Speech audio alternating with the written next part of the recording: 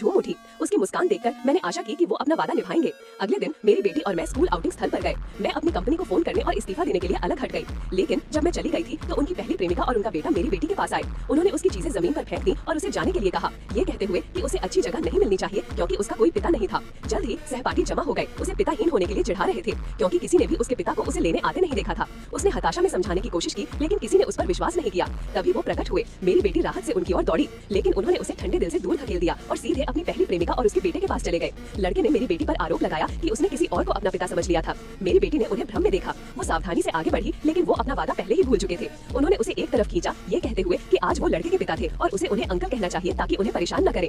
उसने एक हल्की अंकल निकाली, फिर मुझे खोजने के लिए अपना बैग उठाया लेकिन लड़के ने अचानक उसे रोक दिया। उन्होंने हस्तक्षेप करने की कोशिश की लेकिन उनकी पहली प्रेमिका ने उन्हें वापस पकड़ लिया। संघर्ष के दौरान बेटी के बैग से एक छोटा तौलिया गिर गया जिसमें मुट्ठी भर सिक्के और छोटे बिल थे। लड़के ने उस पर क्लास फंड चुराने का आरोप लगाया। हर कोई जानता था कि हम गुजारा करने के लिए कचरा उठाते थे और मानते थे कि हमारे पास कभी इतना पैसा नहीं हो सकता। उन्होंने उसे माफी मांगने का आदेश दिया। शिक्षिका ने उन्हें रोकने की कोशिश की, ये कहते हुए कि उन्हें पहले जांच करनी चाहिए। तभी मैं वापस दौड़ी। मेरी बेटी मुझसे लिपट गई, ये समझाते हुए कि उसने कभी पैसे नहीं चुराए थे। उसने अपने पिता के लिए जन्मदिन का उपहार खरीदने के लिए कचरा बीनकर पैसे बचाए थे। वो चकित थे लेकिन उन्हें एहसास नहीं हुआ कि वो उसे दिया गया आखिरी मौका पहले ही गंवा चुके थे। जाने से पहले उसने अपना छोटा हाथ हिलाया और उन्हें एक गंभीर अलविदा कहा। वो उस अलविदा का अर्थ नहीं समझ पाए। उन्होंने केवल मेरी ठंडक से कुछ गलत महसूस किया लेकिन उन्हें लगा कि बाद में माफी मांगने से सब कुछ ठीक हो जाएगा। वो अपनी पहली प्रेमिका और उसके बेटे के साथ दिन बिताने के लिए वापस चले गए। इस बीच मैंने अपने बैग पैक किए और निकल गई। उन्हें कोई अंदाजा नहीं था। वो अभी भी अपनी पहली प्रेमिका के साथ जश्न मना रहे थे। जब उन्होंने उसके लिए तैयार किया गया जन्मदिन का केक देखा तो उन्हें अचानक याद आया कि ये उनकी बेटी का जन्मदिन भी था। ये सोचकर कि वो उसके प्रति कितने क्रूर रहे थे, वो घबरा गए, उपहार और एक केक खरीदा और घर भागे।